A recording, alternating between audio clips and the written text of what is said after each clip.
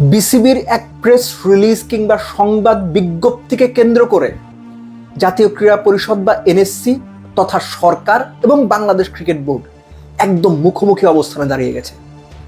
ঈদের আগেই মাঠের ক্রিকেটের বাইরের ক্রিকেট জমজমাট হয়ে গেছে, রীতিমতো জমজমাট। বাংলাদেশ জাতীয় ক্রীড়া পরিষদ বা national sports council Tamim Iqbal রাজে অভিযোগ দিয়েছেন যে বিসিবির সবশেষ নির্বাচন সঠিক হয়নি বা অবৈধ হয়েছে।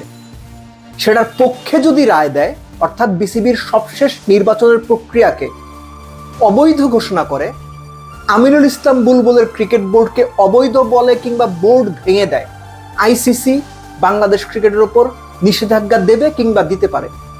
আসলে কি সম্ভাবনা আছে? বিসিবির যে প্রেস রিলিজ, আইসিসির কর্মকাণ্ড, সবকিছু নিয়ে আলোচনা করবো। তার আগে কয়েকটা প্রশ্ন করি।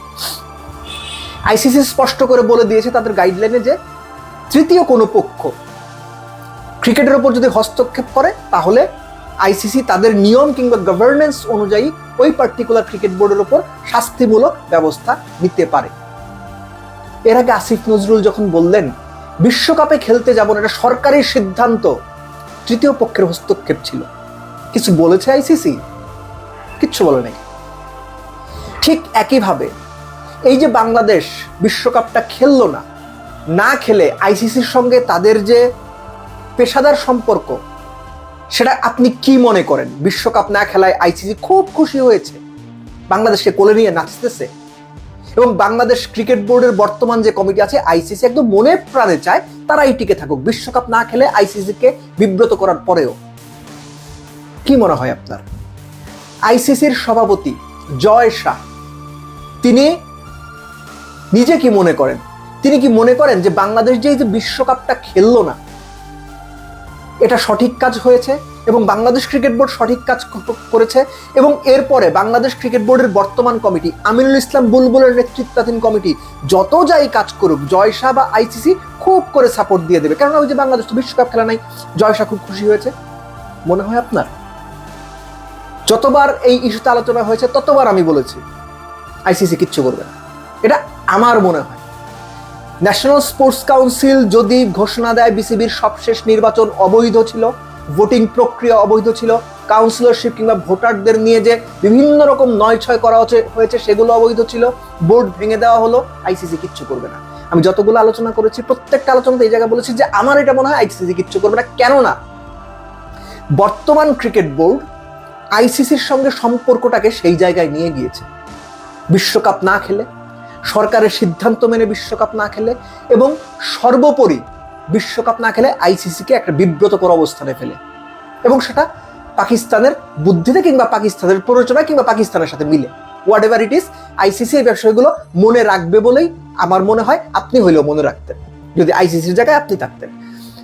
Bangladesh cricket board press release দিয়েছে, যার মূল কথা হচ্ছে এই যে তামিম ইকবালদের নেতৃত্বাধীন যে সংগঠকরা ন্যাশনাল স্পোর্টস কাউন্সিল একটা অভিযোগ দায়ের করেছেন যে বিসিবির সবশেষ নির্বাচনটা বৈধ হয়নি, সেটা তদন্ত করার জন্য বা সেটা খতিয়ে দেখার জন্য 5 সদস্যের একটা কমিটি গঠন করা হয়েছে। সেই কমিটি যে রিপোর্ট দেবে তার উপরে বেস করে সিদ্ধান্ত নেওয়া হবে। বিসিবির যে প্রেস রিলিজ তার মূল বক্তব্য হচ্ছে এই কমিটির যে করা হয়েছে এটা উদ্বেগজনক, বিসিবি স্বাভাবিকভাবেই চলছে এবং বিসিবির যে নির্বাচনটা হয়েছে সেটা নিয়ম প্রক্রিয়া মেনেই হয়েছে, এবং বিসিবি মনে করে যে এই ধরনের কোনো ঘটনা, তৃতীয় পক্ষের হস্তক্ষেপ যদি ঘটে তাহলে আইসিসি থেকে বাংলাদেশ ক্রিকেটের উপরে এক ধরনের চাপ তৈরি হওয়ার সম্ভাবনা রয়েছে। বিসিবির পক্ষ থেকে আইসিসির সঙ্গে যোগাযোগ করা হয়েছে এবং বিসিবির পক্ষ থেকে আইসিসির সঙ্গে যে যোগাযোগ, সেখান থেকেই জানা যায় যে আইসিসি চাইলে তৃতীয় পক্ষের হস্তক্ষেপের কারণে বাংলাদেশ ক্রিকেট বোর্ডকে একটা কঠিন পরিস্থিতি বা চাপের মুখে ফেলতে পারে।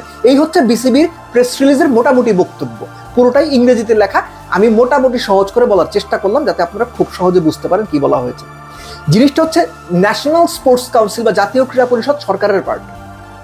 ন্যাশনাল স্পোর্টস কাউন্সিল কখনোই সরকারের চাওয়ার বাইরে কোনো কিছু করে বলে আমি মনে করতে পারি না, এইবারও তার ব্যতিক্রম হবে সেটা আমি বিশ্বাসও করি না। ন্যাশনাল স্পোর্টস কাউন্সিল যখন কমিটি গঠন করেছে তখন সেই কমিটিকে কাউন্টার দেওয়ার জন্য বাংলাদেশ ক্রিকেট বোর্ড অগ্রিম একটা প্রেস রিলিজ দিয়ে ন্যাশনাল স্পোর্টস কাউন্সিলকে একটা চাপ দেওয়ার চেষ্টা করলো। আইসিসির কথা বললো, হ্যাঁ আইসিসি চাপ দিতে পারে যদি তৃতীয় পক্ষের হস্তক্ষেপ হয়। ভাই আপনারা ভুলে যাচ্ছেন কেন? আগেই বলতেছিলাম আমি, আসিফ নজরুল নিজে দাঁড়ায় বলছে যে বিশ্বকাপ খেলতে যাবো না, এটা সরকারি সিদ্ধান্ত। তখন তো কিছু হয় নাই, তাহলে এখন কেন হবে? আপনার কেন চিন্তা করেন আইসিসি তখন কিছু বললো না, এখন এসে বলবে? আমার সেটা মনে হয় না। ঠিক একইভাবে আইসিসি এমন একটা সংগঠন, এমন একটা দুর্বল সংগঠন যারা বিভিন্ন রকম কান কথা শুনে চলে। বাংলাদেশের বর্তমান ক্রিকেট বোর্ডের বাইরে যারা আছেন তারা যদি আইসিসির সঙ্গে কথা বলে আইসিসিকে কনভিন্স করে ফেলতে পারে যে এই হয়েছে, এই ইলেকশন নিয়ে 9-6 হয়েছে, কাউন্সিলরশিপ নিয়ে 9-6 হয়েছে, নানান রকম ঝামেলা হয়েছে, তোমরা কিছু বলো না, আমার বিশ্বাস আইসিসি কিছু বলবে না। আমার বিশ্বাস আইসিসি কিছু বলবে। আইসিসি ওইরকম একটা সংগঠন, মায় খাই পোলায় বেচে এরকম টাইপ, বা মায় বানায় পোলায় বেচে এরকম টাইপ সংগঠন হচ্ছে আইসিসি। এনিওয়েজ, এই যে সরকার কিংবা এনএসসির মুখোমুখি দাঁড়িয়ে গেল বাংলাদেশ ক্রিকেট বোর্ড, এটা কি ভালো হলো? প্রেস রিলিজে বলা হয়েছে তারা বা ক্রিকেট বোর্ডের পক্ষ থেকে এনএসসির সঙ্গে আলোচনা করতে আগ্রহী, বসে কথাবার্তা বলতে পারে। দ্যাটস ফাইন, কথাবার্তা তারা বলতেই পারে, কোথায় সমস্যা ছিল, কোথায় সমস্যা তারা মনে করছে বিসিবির দিক থেকে ব্যাখ্যাটা কি, তারা বসে সেটা করতেই পারে। কিন্তু প্রেস রিলিজ দেওয়ার ফলে যেটা হয়েছে, ব্যাপারটা পাবলিক হয়েছে। আমি জেনেছি, আমার মতো আরো শত শত মানুষ জেনেছে, শত শত সাংবাদিক জেনেছে, হাজার হাজার মানুষ সেই লেখাগুলো পড়েছে। আমার এই যে কথাবার্তা সেটাও হয়তো 2-4-10 জন মানুষ শুনবে। তাতে কি হয়েছে? সরকার তার অবস্থান কিংবা এনএসসি তার যে অবস্থান সেটার বিপরীতে বাংলাদেশ ক্রিকেট বোর্ড দাঁড়িয়ে গেছে। এখন আপনি চিন্তা করেন, এনএসসি কিংবা বাংলাদেশ সরকার তাদের মুখোমুখি অবস্থানে কেউ যদি দাঁড়ায়, তাদেরকে চ্যালেঞ্জ করে, সরকার সেটা মেনে নেবে? এনএসসি সেটা মেনে নেবে? বা এনএসসি সেটাকে খুব তোয়াজ করে চলবে, এটা আপনার বিশ্বাস হয়? আপনি হলে করতেন? বাংলাদেশের সংস্কৃতি সেটা বলে? বাংলাদেশের রাজনৈতিক ক্রীড়া সংস্কৃতি সেটা বলে? আমার তো সেটা মনে হয় না। এর জন্য শুরুতে এই প্রশ্নগুলো আমি করেছিলাম যে আগে যখন বলা হলো সরকারি হস্তক্ষেপে বিশ্বকাপ আমরা খেলতে যাচ্ছি না, তখন আইসিসি কিছু বলে নাই। এই যে ভোটিং এর ব্যাপারটা, এক একবার আপনারা 15টা ক্লাবের কাউন্সিলরশিপ ছিনিয়ে নিচ্ছেন, আবার ফিরিয়ে দিচ্ছেন, আবার নিয়ে নিচ্ছেন, আবার ফিরিয়ে দিচ্ছে। এই যে ঘটনাগুলো ঘটেছে সবার চোখের সামনে ঘটেছে, গণমাধ্যমে লেখালেখি হয়েছে, কথাটা আমি অনেকবার বলেছি। এগুলো খুব স্বাভাবিকভাবে হয় নাই। যখন ফারুক আহমেদকে সরিয়ে দেওয়া হলো, আমিনুল ইসলাম বুলবুল যখন চলে আসলেন, তখনও কি সরকারি হস্তক্ষেপ ছিল না? সরকার যে কাউন্সিলরশিপ বা এনএসসি থেকে যে কাউন্সিলরশিপ দেওয়া হয়, সেগুলো তুলে নেওয়ার পর আরেকজন কাউন্সিলরশিপ দিয়ে ডিরেক্টর বানানো হলো, পরবর্তীতে প্রেসিডেন্ট বানানো হলো, সরকারি হস্তক্ষেপ ছিল না? তৃতীয় পক্ষের হস্তক্ষেপ ছিল না? ছিল তো। তখন তো আইসিসি কিছু বলে নাই, এখন কেন বলবে? কোন লজিকে বলবে?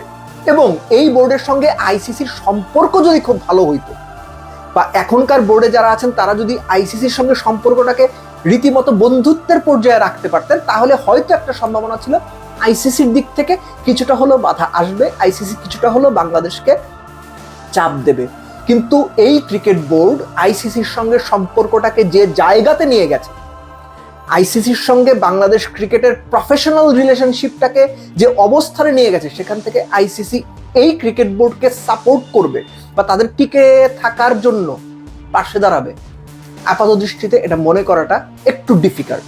সো আগামীতে কি হতে যাচ্ছে সেটা আমার মনে হয় যে ইন্টারেস্টিং ভাবে আমরা যারা ক্রিকেটের মাঠের বাইরের মানুষ আছি সেটা লক্ষ্য করব।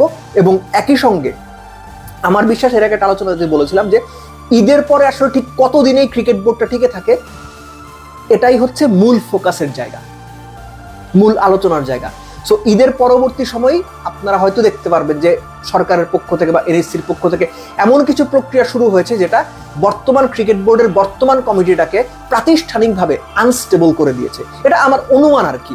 সো সেই পর্যন্ত চোখ কান খোলা রাখতে হচ্ছে। কিন্তু বিসিবির একটা press release national sports council তথা সরকার এবং বাংলাদেশ ক্রিকেট বোর্ডকে একদম মুখোমুখি দাঁড় করিয়ে দিয়েছে।